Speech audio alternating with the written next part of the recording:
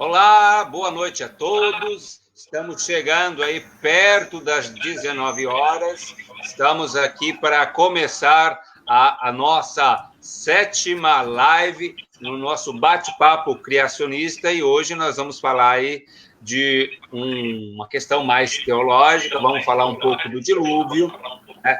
Mas eu gostaria desde já que você que está ouvindo aí a nossa live, assistindo a nossa live, vá dando aí o seu boa noite. A gente está aqui fazendo os primeiros ajustes de som, de imagem, para ver se está chegando exatamente aí na sua casa essa transmissão, porque às vezes a gente tem que alterar, e eu vou fazer a edição de privacidade nesse momento, colocando para público. Então, você pode olhar aí no seu Facebook, é para estar aparecendo público, ok? Então, hoje, no nosso 7º episódio, nós vamos falar sobre histórias do dilúvio, histórias sobre o dilúvio, histórias que nós encontramos desse relato nas mais diversas civilizações ao redor do mundo, de culturas diferentes que nunca em si, assim, neste momento atual, tiveram contato e a história permaneceu. Então, é interessante saber que outras culturas preservou essa história e ela não é contada somente na Bíblia. Tá? Então, dá uma olhadinha aí no seu Face, veja se está aparecendo o nosso áudio, o nosso vídeo, vai dando o seu joinha, vai curtindo aí, vai dizendo da onde que você é, inclusive. Vamos vendo aqui. Esperando aqui os primeiros comentários. Temos já aqui pessoas que estão assistindo. Então, se nós temos pessoas que estão assistindo, isso significa que o nosso áudio, o nosso vídeo está chegando aí do outro lado. Eu sou Joel Muniz, faço parte do núcleo cascavelense da Sociedade Criacionista Brasileira, o NUVEL. Também faço parte do grupo de Toledo de criacionismo e juntos nós estamos criando aí essa série de bate-papo criacionista. Hoje é o nosso 7º episódio, e nesse 7º episódio nós temos aqui um autor e pesquisador, e eu já vou colocar ele aqui na tela. Vou compartilhar a tela com ele aqui, que é o Célio João Pires. Boa noite, Célio, tudo bem contigo? Boa noite, Joel, muito obrigado pela oportunidade, tudo bem, estamos bem aqui em Laje de Santa Catarina. Muito bem, então você, tudo bem? Já respondeu uma pergunta que eu ia fazer. Ó, eu estou falando de Toledo, Paraná, então o Célio está onde mesmo? O Célio temos um dia bonito hoje aqui. Santa Catarina, né? Santa Catarina. A tecnologia permite-nos compartilhar conhecimento, amizades, conversas, enfim, um tanto isolados, mas nem tanto isolados. A tecnologia ameniza um pouco essa situação difícil, né? E permite um avanço grande em transmissão de conhecimento que, de outra forma, seria, eu acho, muito difícil, porque as distâncias são muito grandes, né? Sei lá, daqui aí deve dar uns 500 quilômetros, pelo menos, para ir fazer uma apresentação para um grupo de pessoas, demanda aí um dia de viagem para ir, um dia de viagem para voltar, né? E muita despesa, custos, e assim, né? Custos altos, né, e a gente consegue transmitir a centenas de pessoas informações sem precisar se deslocar, né? E o bom disso é que ela fica gravada, então quem não assiste neste momento pode assistir, quem sabe, daqui um ano alguém está procurando sobre o tema que a gente vai falar hoje e descobre essa palestra, né? Eu lembro que quando eu estava aprendendo um pouquinho mais sobre o criacionismo, eu assisti vídeos muito antigos, né? Vídeos que talvez que a pessoa que gravou lá nunca nem imaginou que aqui na frente, 2018, 2019, alguém ia estar assistindo, né? Exatamente. No meu projeto de pesquisa, lá no meu site, tem milhares de vídeos que as pessoas fizeram e nem imaginam que tem links, eu postei, que outros vão assistir, como eu assisti anos depois, informações relevantes que ficaram registradas, né, que são úteis para pesquisa, para aprendizado, né? Então, isso fica gravado e apresentar é muito bom, realmente. Espero que meu som esteja saindo bem. A minha imagem aparentemente está boa, aqui pelo menos na minha tela, né? Para que todos possam compreender o que está sendo dito. Maravilha. Bom, eu já falei que sou aqui de Toledo, o Célio já falou que está lá em Lages, e nós queremos saber também quem é você e da onde você está nos assistindo, ok? Hoje nós estamos no nosso 7º tema, histórias sobre o dilúvio, relatos sobre o dilúvio nas mais diversas culturas. E antes de mais nada, Célio, vamos começar aqui fazendo uma divulgação, né? O Célio, para quem não conhece, provavelmente você que já está envolvido no meio criacionista, já conhece o trabalho dele, mas talvez para você que está chegando agora, você talvez não conheça. O Célio ele tem uma obra que fala sobre... Não sei se tu tem ele aí em formato físico, quiser mostrar, e quiser falar um pouquinho dessa obra, e não sei se eu vou ser muito exato na minha colocação aqui, mas é o maior livro com a maior quantidade de conteúdos que eu já vi, né, sobre esse assunto. Tu conhece alguma obra maior que essa? Esse trabalho faz parte do meu projeto de pesquisa. Me consumiu quase 9 anos de pesquisa e redação, mas foi muito, muito bom. Resultou em mais de 800 páginas de texto, 140 páginas de referências, mais de 600 figuras, 30 capítulos. Eu procurei contemplar tudo que existe, ou quase tudo que existia de informações a respeito do dilúvio.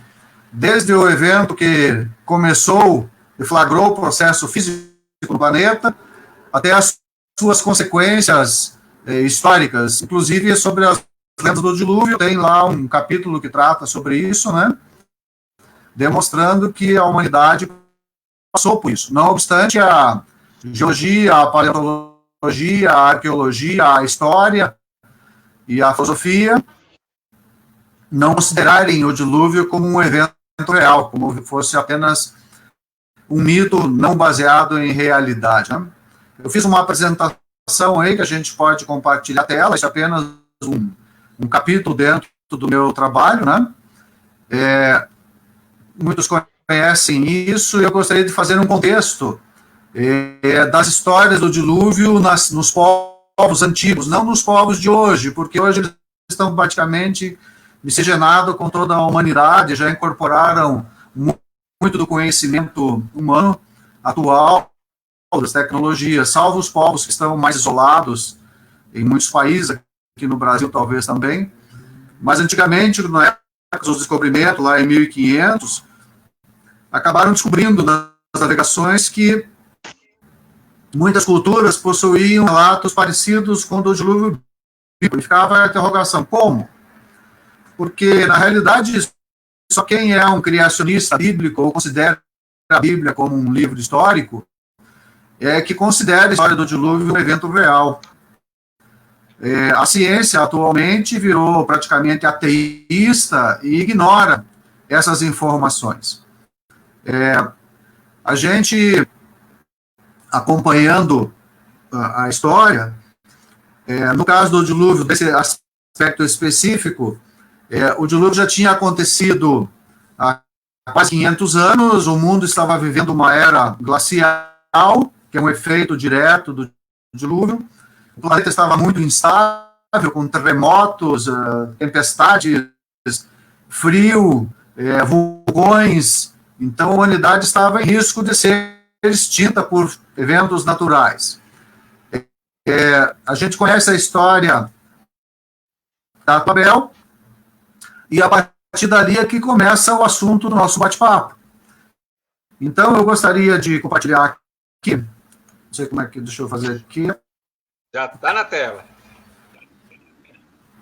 Já está na tela. Compartilhar a número 2. Lembrando para você que está em casa, Célio, se você tiver alguma pergunta dentro da temática que a gente vai estar tratando, se ela for pertinente ao que o Célio estiver falando no momento, a gente faz a pergunta no momento que ela chegar, se não, a gente deixa as perguntas para o final, mas você pode interagir com a gente fazendo as suas perguntas. Lembrando já também que essa é a 7ª edição, o 7º episódio, mas o Célio vai estar também no 8º episódio, que é o próximo, para dar continuidade, né? Ele tem um trabalho extenso sobre esse assunto e em 1 hora que a gente não tem como falar de tudo, provavelmente nem em 2 horas, mas no próximo bate-papo também o Célio vai estar novamente conosco, ok? Então vai mandando a sua pergunta aí.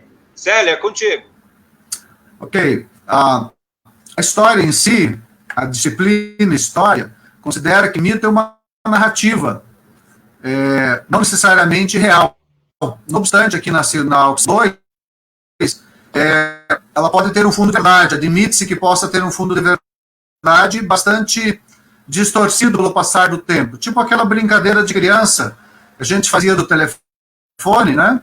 Mandava uma mensagem para o seguinte, que mandava para o seguinte, quando o último lá pegar a mensagem, não tinha nada a ver com a mensagem inicial. Você foi deturpando o conteúdo da mensagem. Mas, às vezes, fica sempre um núcleo de verdade dela. E é isso que a gente tem nos mais de 276 mitos que contêm histórias de dilúvio, histórias de inundação, história de destruição do mundo e da humanidade e dos animais. Tem autores que já chegam a 500 mitos de dilúvio no mundo. E tem livros que tratam especificamente disso. No final, vou deixar algumas bibliografias aí para quem tiver interesse em aprofundar o assunto. Tá?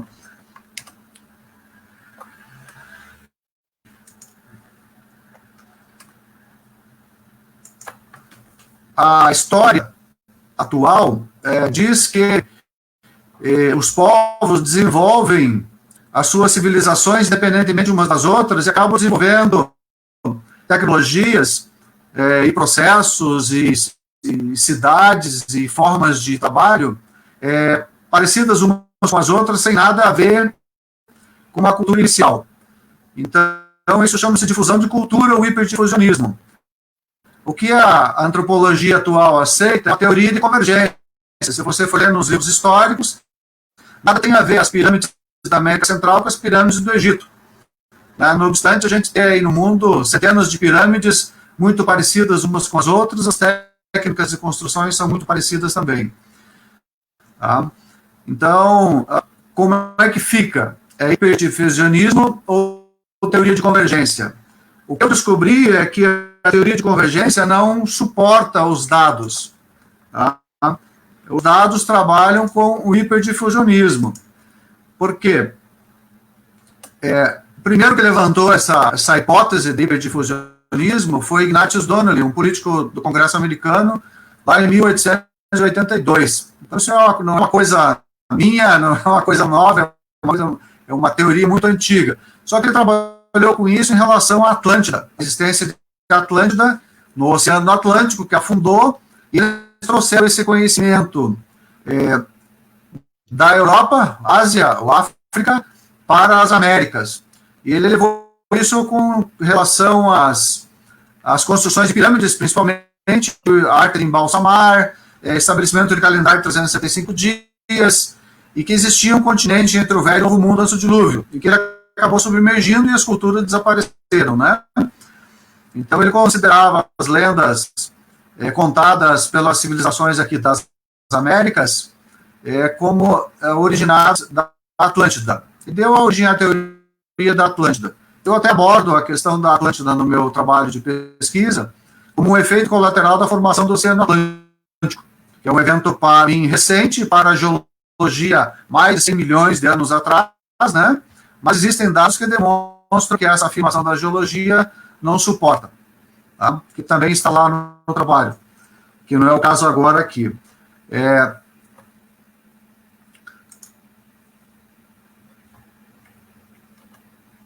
A Bíblia é muito clara em relação a...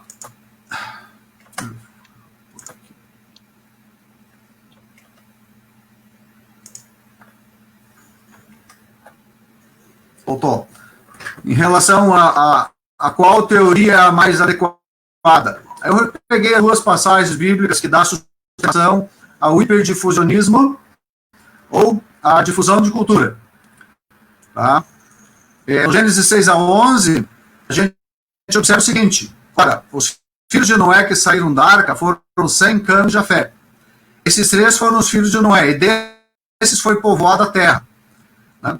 Ou seja, eles espalharam e povoaram a terra. É difusão de cultura. E daí também o segundo verso diz: essas são as e delas foram disseminadas nas nações da terra.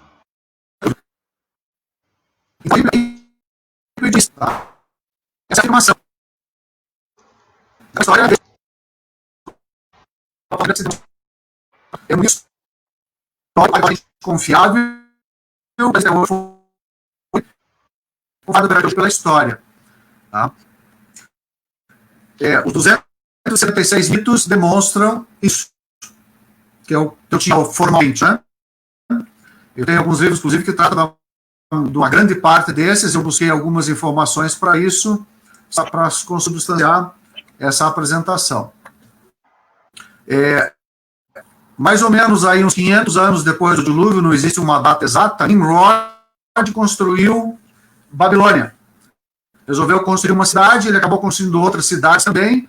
Né? O interessante é que aqueles povos não faziam aldeias choupanas, moravam em cavernas, eles sentavam, planejavam e construíam uma cidade. Tá? Esse é uma coisa que se observa nas civilizações antigas, que eu estudei, que estão lá no Austrália. Harappa, por exemplo, era uma cidade grande, com esgoto, ruas, banhos, água potável, enfim, eram coisas extremamente avançadas. Hoje em dia, as cidades é um caos. Você começa com uma vila toda bagunçada, depois você pensa em fazer alguma coisa de ruas, depois de esgoto. Né? E não, eles já tinham todo um conhecimento de cultura, de construção. E eles resolveram construir Babel, né? E construir a torre. Eu entro aqui, que é uma torre de degraus, aí tem imagem das duas, e essas imagens não são por acaso, não são criações artísticas, elas são baseadas em informações arqueológicas. É uma torre de 90 metros de altura, né? E lá em cima tinha um templo ao deus Ea, que era adorado pelos babilônios na época. Qual era o objetivo de Nimrod em fazer isso, em fazer uma cidade? Todos falavam a mesma língua, eles queriam ficar no mesmo lugar. E Deus tinha dito à humanidade para se espalhar pela terra. E eles não queriam ser espalhados pela terra. Só que Deus tinha o objetivo em espalhá-los pela terra, qual seja, evitar que a humanidade fosse extinta. É aquela história. Não colocar todos os ovos na mesma cesta. Porque se você cair, vai fazer uma bela de um omelete, né? Então a humanidade não podia ficar toda numa cidade. Até porque Nimrod se tornaria um imperador, um rei, um ditador planetário, né? Porque eles tinham condições de fazer todas essas coisas. Inclusive, Deus disse lá para eles: vamos ver o que eles estão fazendo, porque nada do que eles quiserem pode impedir de ser feito. Essas imagens da torre são baseadas nessa estela. Eles chamam de estela da Torre de Babel. É uma pedra descoberta lá no Iraque, naquela região, e ela tem esses desenhos aqui. Aí o pessoal transcreveu os desenhos da torre, que pode aqui ficar embaixo, uma imagem de baixo tamanho, você não consegue identificar. Se você expandir a imagem com a tela, você consegue ver os detalhes. Eles fizeram os detalhes, não sei se você vê o ponteiro do mouse, que parece aqui. Eles transcreveram o desenho dessa pedra para cá. Então tem o rei que mandou construir, tá? Tem o projeto da torre e o projeto do templo em cima da torre. E aqui à direita tem o tijolo com a descrição de como era a torre, lá em Babilônia, que seria hoje no Iraque, né? Então, essa aqui é o começo da história. Queria fazer uma pergunta aqui agora, sim, já que a gente está falando da questão da Torre de Babel. Muita gente ouve falar da Torre de Babel, que eles queriam fugir, evitar uma nova um novo desastre global, um novo dilúvio, caso acontecesse. E muita gente simplesmente acha que eles queriam construir uma torre muito alta para que, se caso desse o dilúvio, eles subiam na torre e estava todo mundo salvo. Não tem nada a ver com isso, né, Célio? Não tem nada a ver com isso. Na realidade, a torre era para eles fazerem a religião deles, que não era adorar o Deus verdadeiro, mas um Deus que eles criaram em cima desse templo.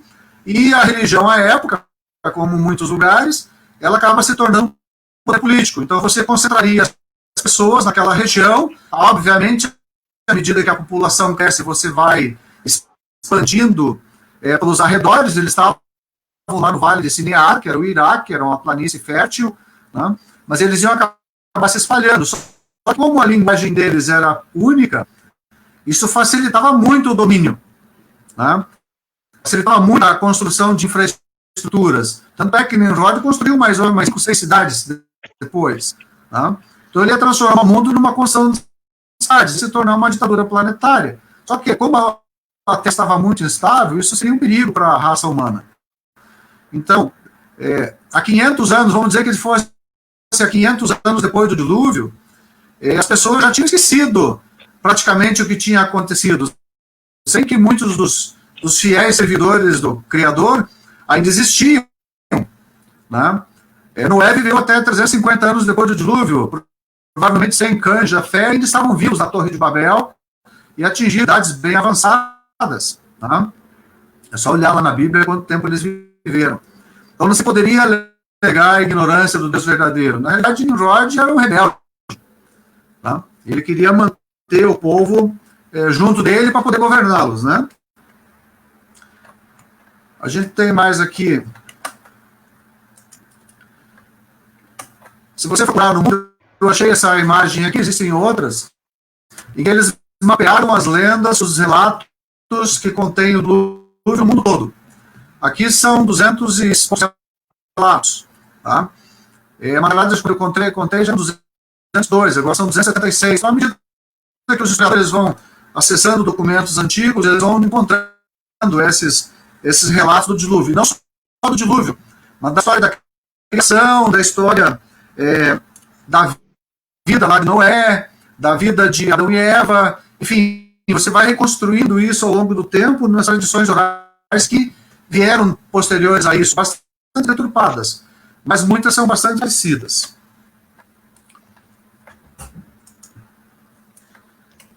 Se você fazer um resumo... Uma água? Obrigado. Obrigado. Se você fazer um resumo dos relatos do dilúvio, dá para a gente ver os pontos comuns. Quais sejam. Na maioria deles, a causa foi moral. O homem se salva com sua família ou com amigos. O mundo ficou despovoado, exceção do item B. E os animais estavam presentes. Aí eu encontrei uma estatística interessante numa outra informação. E 95% dos 200 lendas do dilúvio, o mesmo foi global. Ou seja, não é um dilúvio local, uma inundação de um rio. Em 88%, uma certa família foi favorecida. Em 70%, a sobrevivência da espécie humana foi garantida por um barco. 67% dos animais também são salvos. 66% do dilúvio foi consequência da maldade do homem e os sobreviventes foram avisados. Em 57% do final do dilúvio, eles encontravam-se em uma montanha. Em 35%, pássaros foram enviados de barco. Eu vi essas lendas, eu procurei muitas para tentar subsidiar essa apresentação e ao meu trabalho. Você acaba quando você faz um livro, você não pode fazer um livro com 200 lendas, você tem que resumir algumas, né? E em 9% das histórias em torno do dilúvio, exatamente 8 pessoas foram poupadas. Então, isso é um resumo de que o hiperdifusionismo é verdadeiro. Tá? Você não pode considerar que pessoas criaram relatos de fundação, relatos de fundadores, né, da origem dos seus povos, e eles coincidiam com os mesmos relatos de mais 200 e tantos povos. É impossível, né? Então, a teoria da convergência não... É muita coincidência para ser só coincidência, né? Então, assim, a teoria não se sustenta, você tem números, você tem dados, né, de análise, né? E não sou eu que estou dizendo isso, você tem os livros, você pode ir lá e olhar para você mesmo. Né? Então, dá para manter a história como uma teoria de convergência. A humanidade estava toda num único local e se espalhou para o resto do mundo. Na teoria de evolução isso também existe, mas coloca isso há milhares de anos atrás, 50 mil anos atrás, saíram da África e tudo mais. No caso da Bíblia e do Gênesis, eles saíram, foi da Turquia. E depois do Vale de Sinear e daí para o resto do mundo. Tá?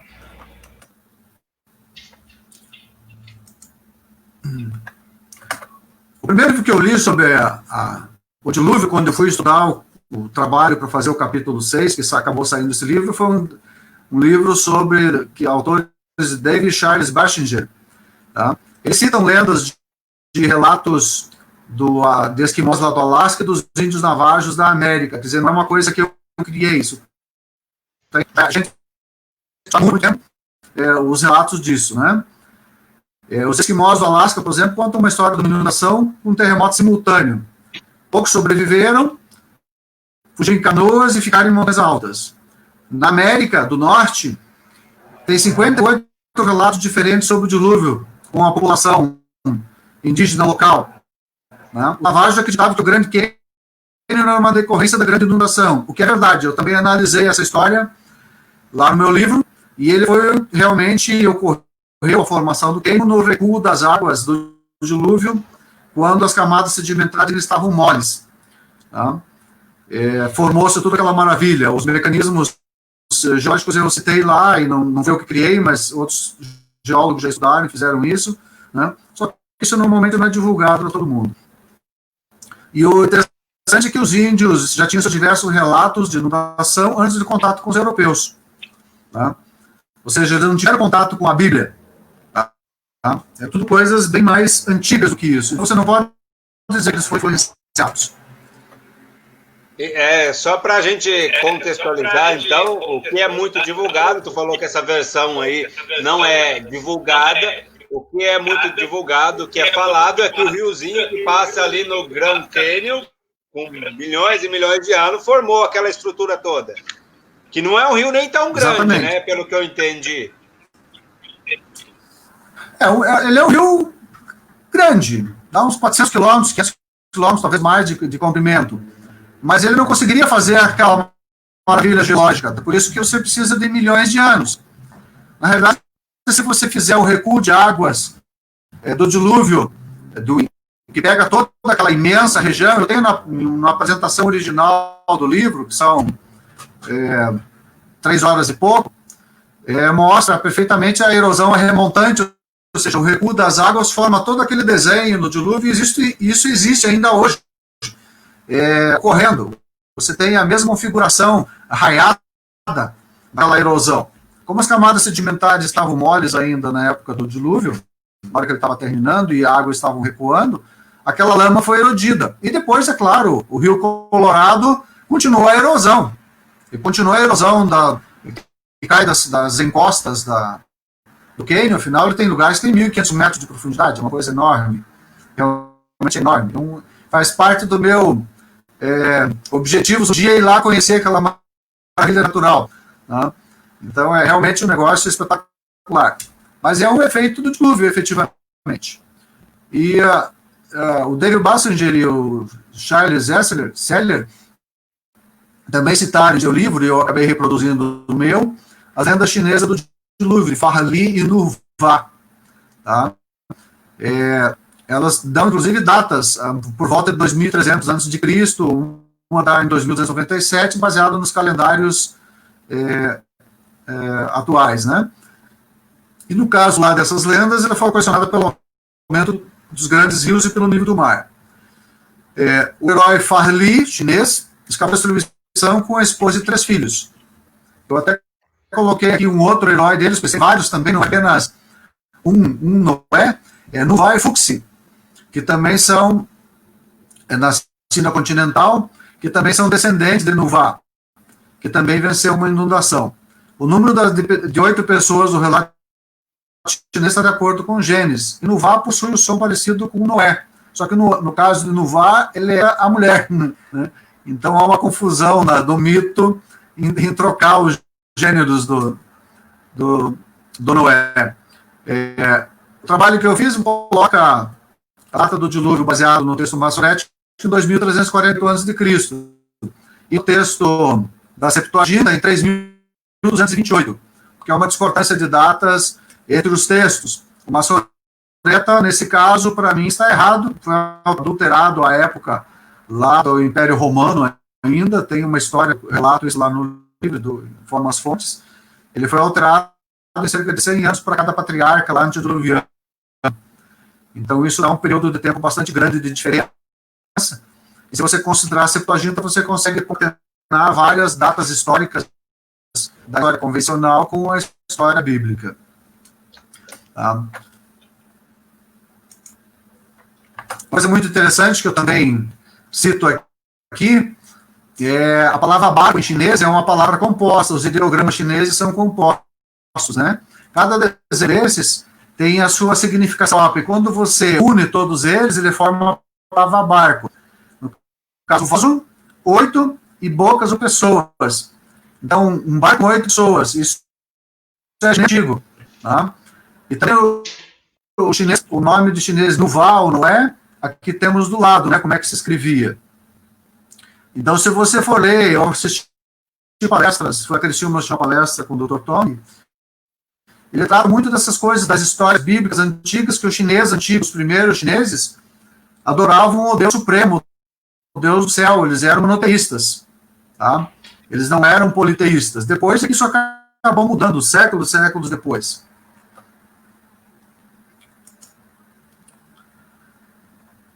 Outra coisa interessante, David Charles Batchelor cita uma lenda de Berose, que era um sacerdote caldeu. Fernando da Navarra, que foi um que escalou o Ararat em busca da arca, também citou isso. Que o deus Cronos apareceu o 10º rei antes do dilúvio, Sijudros.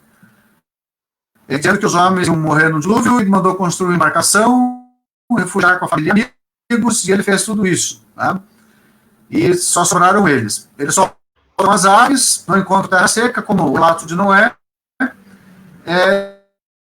e a embarcação fica numa montanha na Armênia. Então ele também coloca a embarcação dos Sijudros na Armênia, que é justamente, agora está em guerra aquela região lá, que é onde está o Ararat e é onde está talvez a Arca de Noé. Um relato interessante é que o que ele cita lá como 10º rei antes do dilúvio, Noé era o 10º patriarca antes do dilúvio. Isso está num tablete barro, inclusive, onde que cita os reis todos de Ur. Deixa eu ver se eu coloquei essa apresentação aqui. Não coloquei. Tá? Eles têm a comprovação arqueológica disso, desse fato do Beroso. E citou ainda alguns outros, assim, nos relatos extra-bíblicos, os sobreviventes vão por uma montanha local. Na Bíblia vai para uma montanha que eles nunca tiveram contato, totalmente fora, né? Então, se você fosse fazer um relato fundador, você colocaria a montanha do lado de casa, né? Dentro do seu próprio país. É uma circunstância incomum, porque todos os relatos do dilúvio informam que a arca pousou numa montanha local. Na Grécia foi no Monte Parnaso. Na Índia, nos Himalaias e na América, segundo a tradição dos índios, no Vale do Sacramento. E algum desses relatos concorda com a declaração de que 8 pessoas sobreviveram. Um dos relatos que eu peguei foi esse aqui de Deucalião e Pirra. Isso está lá nos Timeus. Eles sobreviveram a um dilúvio imposto por Zeus com o propósito de exterminar os humanos da raça bronze, porque lá eles tinham raça de pedra, raça bronze, raça de ferro, e eles exterminaram a raça bronze. Por terem se tornado cada vez mais degenerados e violentos, eles estavam sempre em guerra. Quer dizer, o fundo citado naquela estatística permanece. Se eu citar aqui 100 desses relatos, a maioria deles vai ter sempre o mesmo fundo. São violentos, se degeneraram, né? E os deuses resolvem destruí-los. Tá?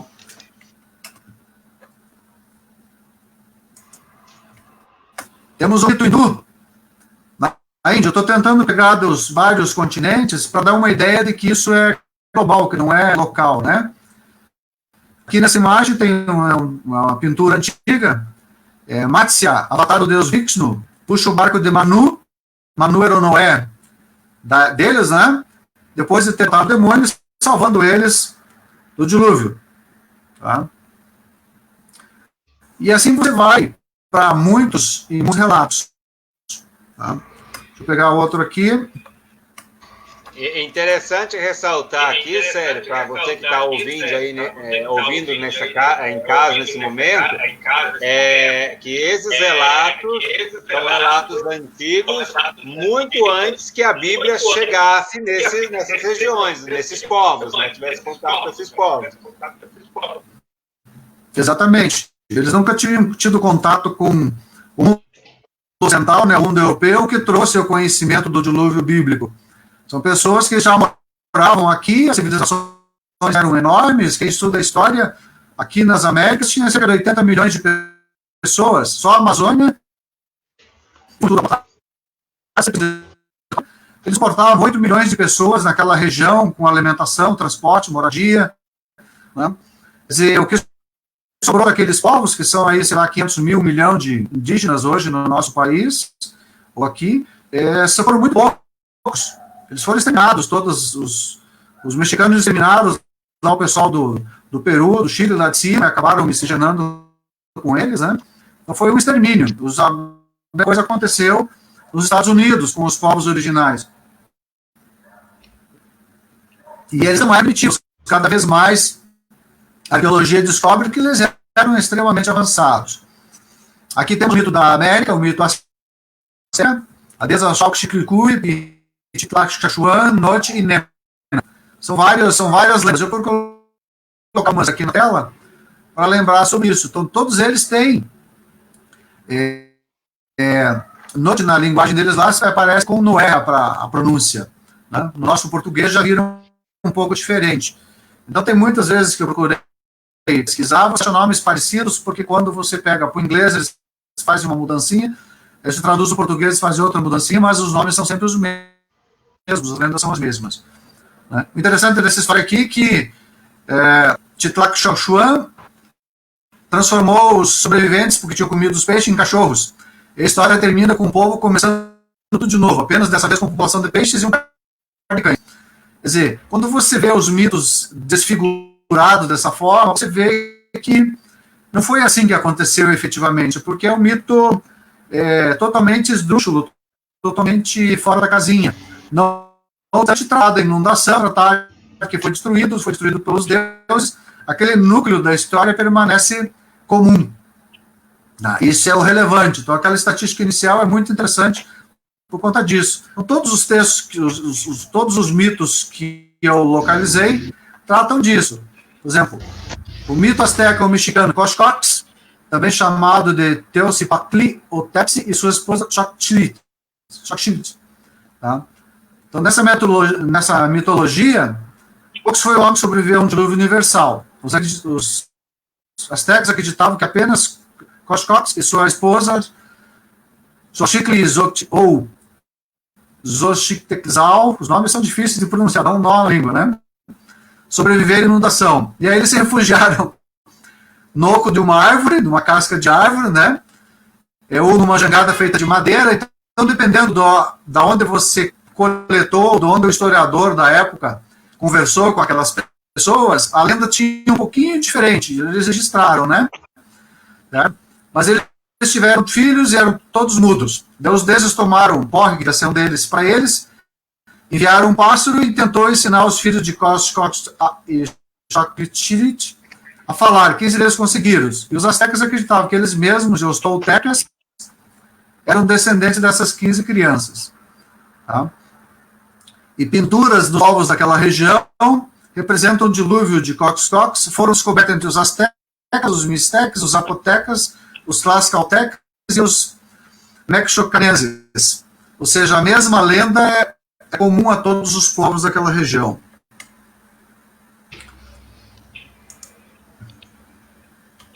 Aí temos o povo maia, o deus huracán, no livro Popol Vuh, que ainda existe, porque os espanhóis, quando invadiram aquelas terras e dominaram aqueles povos, eles destruíram muitos dos livros que traziam as histórias daqueles povos, porque consideravam histórias pagãs. Eles eram cristãos, uma vergonha, mas eram cristãos. Né?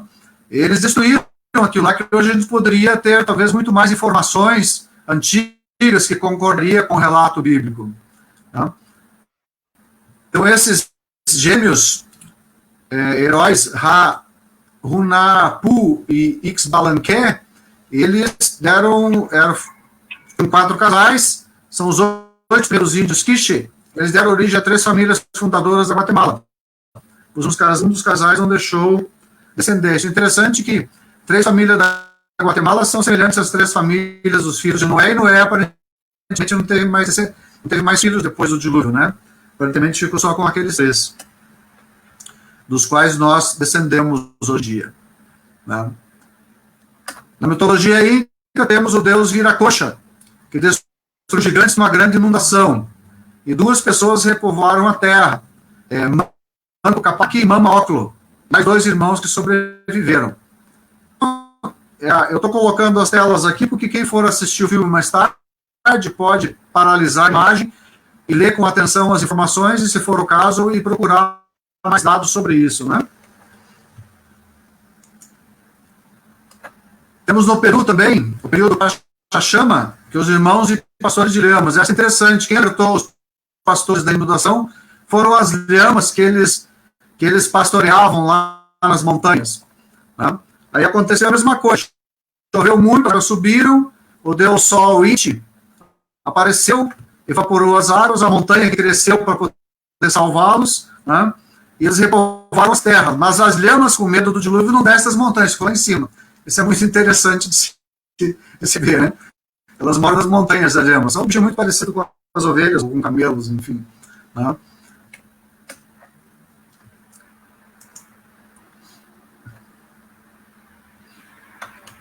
Os Toltec têm as mesmas informações. E eles dizem, primeiro, ou seja, antes do dilúvio, aquele tempo durou 1716 anos. Se você usar o texto Massoreta, o dilúvio aconteceu 1656 anos depois da criação. Se for pelo texto da Septuaginta, seria em 2242 depois da criação. Interessante que as idades não estão tão discrepantes. Tá? Então é o mesmo tipo de lenda, de história contada pelos povos da região. O povo Hopi da América também fez a mesma coisa, só que eles tinham a mulher-aranha, a avó-aranha, que cortou juncos gigantes e ocos para servirem como barco. A história é a mesma. Eu coloquei essa imagem aqui, que chama-se Spider Rock, no Canyon, normalmente no Arizona, que é onde eles situam a avó-aranha, né, que dá origem aos povos deles.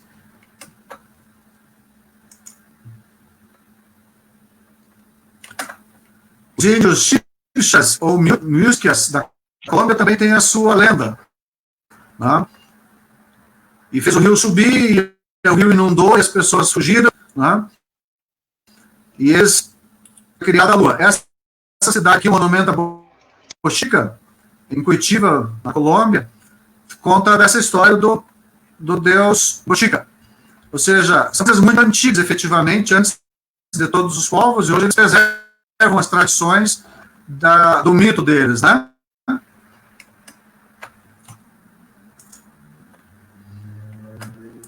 Os índios Choctaw norte-americanos lá no Mississippi. Também um profeta avisou, a pedido do Deus Supremo, que ia acontecer um dilúvio. Quando o dilúvio, o profeta subiu numa rajada. Aí depois de vários dias, ele viu um pássaro preto e o pássaro não deu nem bola. Mais tarde ele viu um pássaro azul e o pássaro bateu as asas e levou ele para onde o sol estava seguindo, ele pousou numa ilha. Né? E o pássaro preto era um corvo e o pássaro azul era uma pomba. Me chamou a atenção essa parte do relato. Obviamente aqui eu só peguei alguns fragmentos do texto para poder ilustrar, mas esses relatos são muito ricos em informações, sabe? É interessante de se ler, sabe?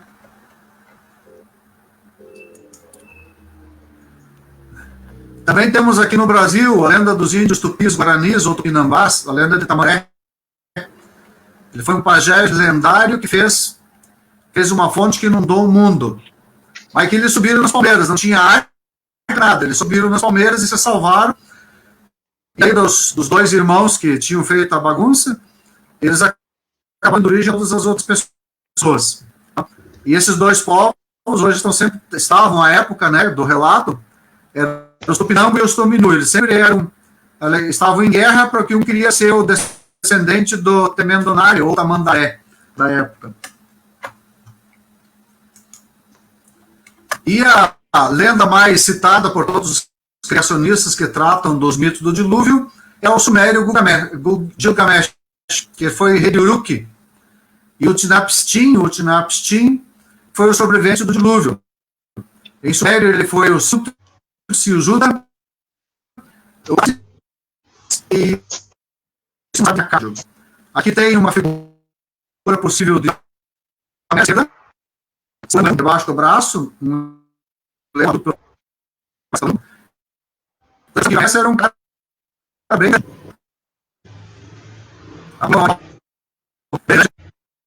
um cachorrinho, tem uma chave, segura uma cobra. Esse é descoberta aqui, cheguei a estar por último, que trata da mesma coisa, o mesmo história de dilúvio. Inclusive, fez um plágio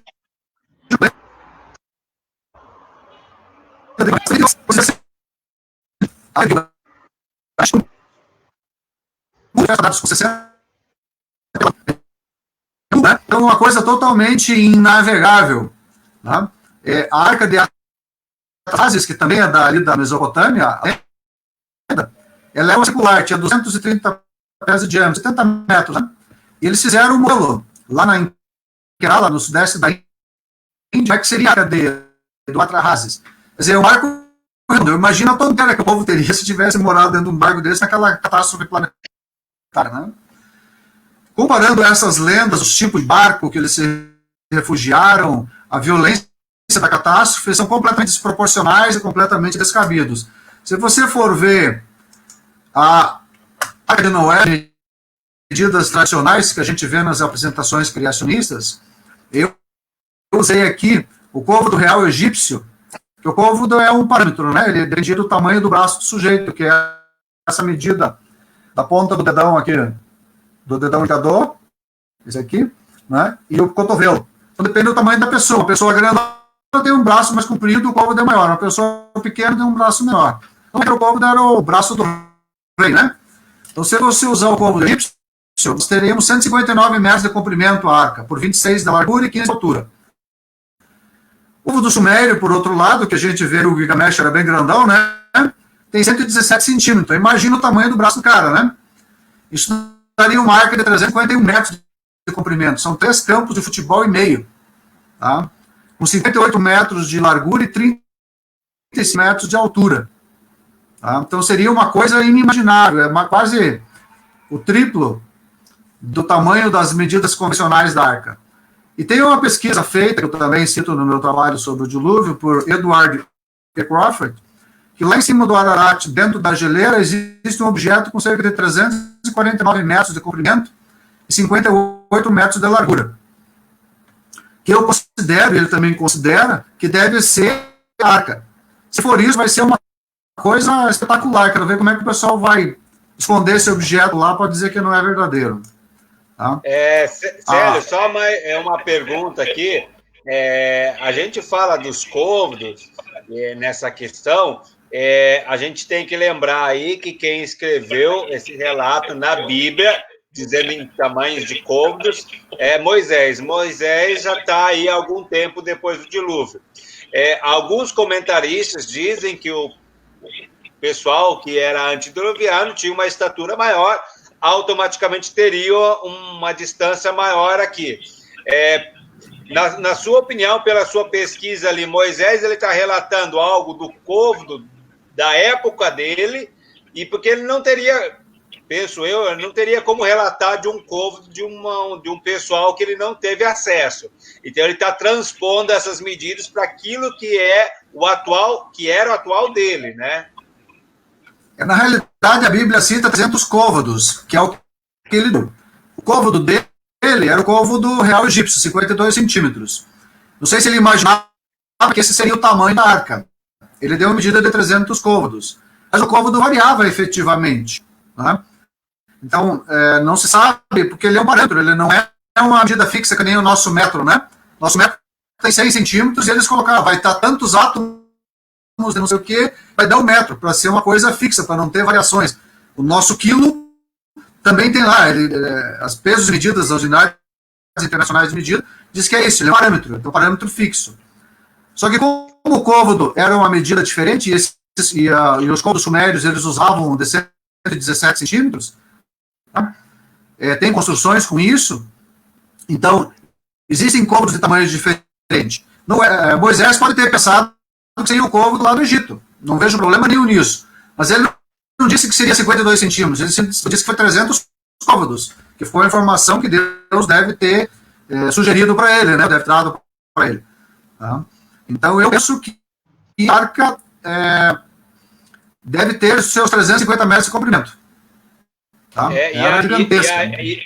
E aí a gente pode colocar essa pergunta do Maurício aí, você comentou, né, que não teria como esconder, e aí eu vou fazer uma divulgação aqui, Maurício, ó, se você não leu o livro ainda do Célio, lá ele comenta de algumas possibilidades de que no futuro a gente tenha acesso a essa arca, porque se fala tanto, a gente tem que lembrar que o Ararat é neve, é montanha de neve, gelo, mas a gente fala muito de aquecimento global, coisa e tal, de gelo, de geleiras, e pode ser que no futuro, se isso caso acontecer mesmo, algo possa aparecer lá, né, Célio?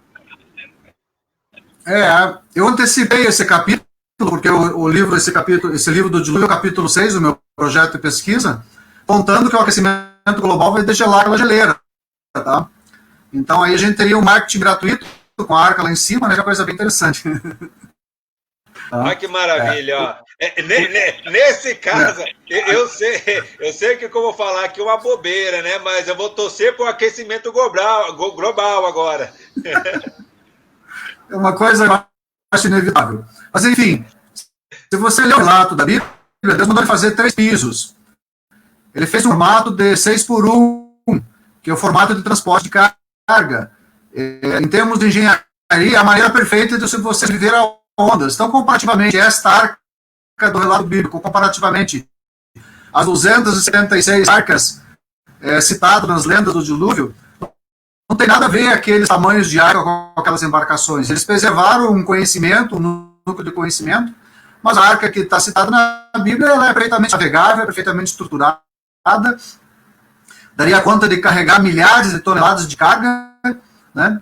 É uma coisa inimaginável. Tá? Então, assim, eu torço para que um dia os arqueólogos, os historiadores, os evolucionistas possam ir lá assistir via televisão, online, numa live como dessa aqui, ó, entrando na arca, tá? Para a gente ver o que seria, porque deve ter sido uma coisa, uma obra de engenharia fabulosa. E estaria a 4.200 metros de altura dentro da geleira. Tá? E só lembrando também para o Maurício que isso ir lá visitar essa montanha não é como a gente ir visitar uma montanha qualquer aí ao redor do mundo, né? Lá é uma região, além de muito frio, né? Lá no alto, coberta de neve, e aí é uma região de grande conflito armado e bélico ainda, né? Em guerra, muito difícil de chegar até perto. Agora, inclusive, estão em guerra. Né? O Azerbaijão com como é que é o nome do povo lá? É o povo que diz que é descendente de Noé, inclusive. A Armênia, estão em guerra. Então lá é uma região muito conflituosa. A Turquia está virando uma ditadura. Então a coisa é mais complicada. Para você chegar lá e conseguir subir a montanha, autorização legal para subir a montanha. Então eu procuro utilizar e procurar imagens de satélite via Google Earth, via satélite mesmo, para pegar o Ararat no verão. A última imagem foi tirada em 2015, de lá para cá o mundo já esquentou bastante, né? Tá? Aqui nós temos o relato, a lista dos reis sumérios, em que mostra os 10 patriarcas antediluvianos. tá? Com os respectivos nomes, inclusive Aberossos, em grego, tá? E a tradução dele. Então, isso é um fato histórico. O pessoal da época, lá próximo ao dilúvio, considerava que aquilo é um evento real. Temos também lendas na Tanzânia, tá? A região de Rukwava.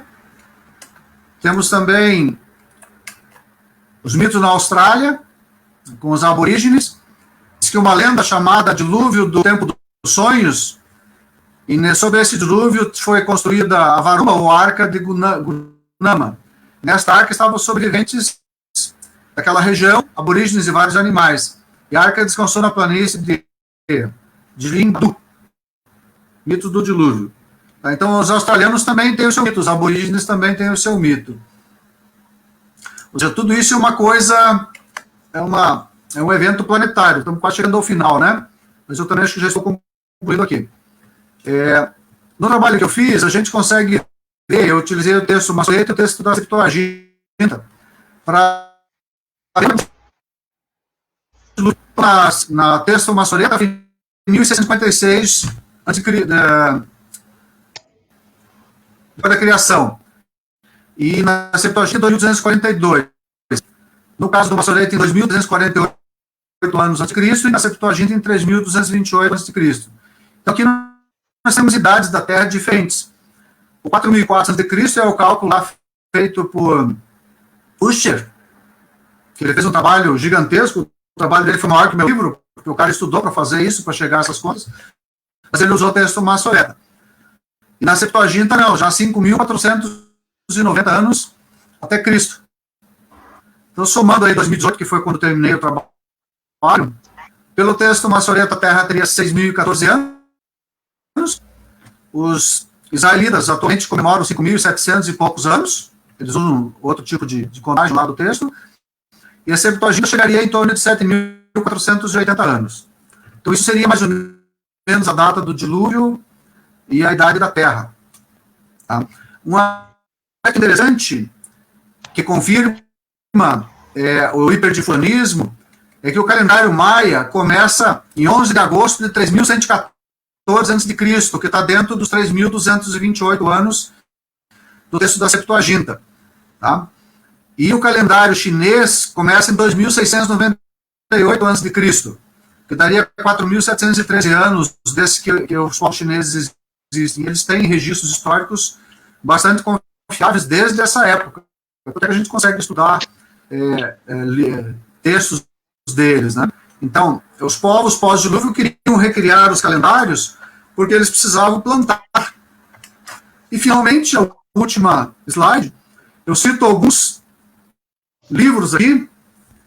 Eu tenho esse, Depois do Dilúvio, de Bill Cooper, trabalho fabuloso, tá? Que tem na Sociedade Criacionista Brasileira para vender. Trata dos reis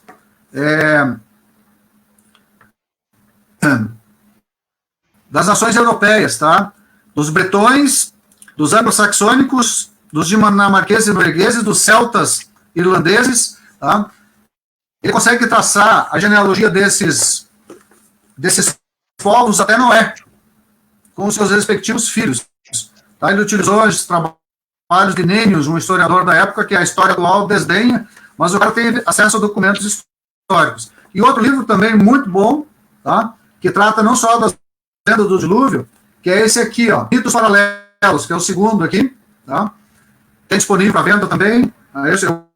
Esse aqui é da editora, eu comprei ele pela internet, tá? Tem o outro, a Torre de Babel, com seus mistérios da sociedade criacionista, e depois tem 3 volumes que estão no meu site, mas você pode procurar aí, são 1.500 páginas, Folclore no Velho Testamento, Estudos Comparativos das Religiões, Lendas e Leis, de Sir James George Fraser, de 1918. Ele praticamente compilou todas as lendas de dilúvio da época e as suas respectivas regiões antigas com o texto bíblico. É um trabalho gigantesco, tá? É mais que o dobro do meu livro aqui. Então, assim, ele fez 3 volumes, eu coloquei lá, ele é livre para download, né? No meu site, lá no capítulo 6, lá, arquivos em PDF, as pessoas podem, quem domina o inglês, ir lá e pegar esses trabalhos e ler. Né? E eu mandei para ti também literatura elementar, links de sites e artigos que podem aprofundar muito isso, que lá no YouTube, quando você postar o vídeo, vai poder ser apreciado pelas pessoas que quiserem se aprofundar. Eu recomendo. Eu me aprofundei. Isso é apenas um resumo que eu tive que economizar bastante. Me chamo muito de prolixo. Pelo meu tempo aqui, acabou. Espero que tenham gostado, apreciado.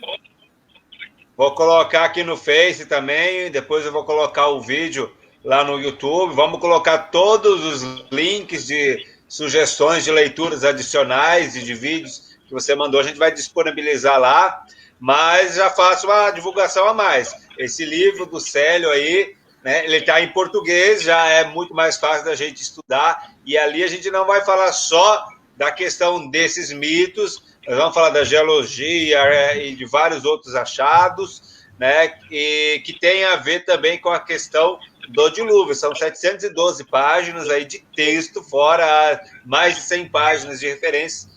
Dá um trabalhinho ler, porque é bastante páginas, e não é uma pagininha pequena, né? É uma página tamanho A4, do Taco Livro, aí pode mostrar o tamanho dele aí de novo, mas para quem quiser adquirir a versão, Célio, do teu livro, como é que faz? É só ir lá no meu site, www.deusexistemdesafio.com, tem a loja e tem uma versão online gratuita de leitura no Web Livro.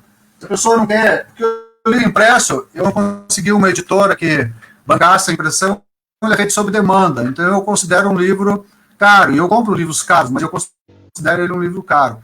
Mas tem muita gente que gosta de ler impresso, que se dispõe a comprar, alguns até em parcelas. As transações do site são no PagSeguro, ou seja, é tranquilo, usa cartão. Né? E tem versões em PDF, versões para Kindle, para Kobo, para Leve, né, para esses leitores e-readers.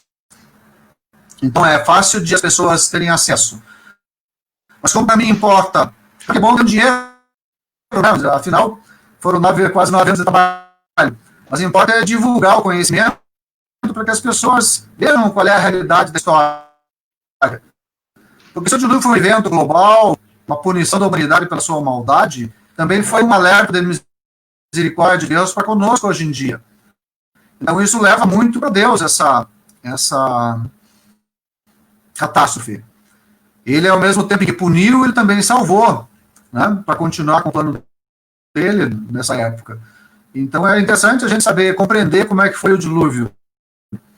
É muito importante, eu coloquei lá o texto em português, que as pessoas podem ler no livro, como flipbook, ele faz barulhinho de mudança de página, né? Eu prefiro ler em texto impresso, mas leio muito texto eletrônico também. E posteriormente eu vou colocar, estou trabalhando nisso ainda, em HTML, que vai poder ser traduzido para 110 idiomas via Google Translator, né? Aí pessoas de outros países que falam outros idiomas também vão ter acesso às mesmas informações do livro. Obviamente, isso é gratuito daí, né? Então, eu quero disponibilizar o conhecimento. Na verdade, para mim foi uma pesquisa pessoal em compreender esse processo. Eu acho que Deus me ajudou muito em compreender esse processo. E o trabalho que está ali eu considero como um modelo histórico-científico do dilúvio. Ele tem metodologia científica. Né? É um modelo histórico, não é um modelo teórico-matemático, como a gente faz na física ou faz na matemática, mas ele tem metodologia. Então, quem quiser se aprofundar, eu recomendo. Eu gostei muito de fazer o trabalho, eu quero agora compartilhar isso com as pessoas, mas eu já estou doido para começar o próximo trabalho, que é a questão. Tá? Já separei a bibliografia básica lá, a revisão bibliográfica, são 165 volumes, mais os 2.000 artigos e uns 800 vídeos que eu tenho lá para revisar, e o trabalho está pronto. Agora eu vou formalizá-lo, né, referenciá-lo, ilustrá-lo, para poder fazer isso. Então, quero terminar o quanto antes essa parte do dilúvio, com as apresentações e disponibilização, para começar o próximo, que é o capítulo 5 do projeto. Somos 3 capítulos, então vai ser interessante. Espero que fique o suficiente. Tá? E o projeto de pesquisa lá no www.deusexistemdesafio.com tem o projeto todo lá.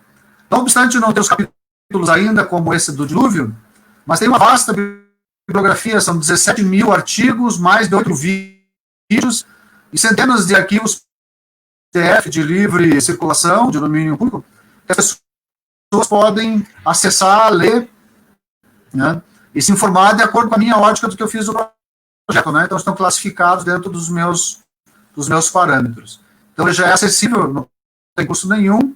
Quem quiser ir lá navegar, à vontade. Da minha parte, maravilha. Eu agradeço muito a atenção.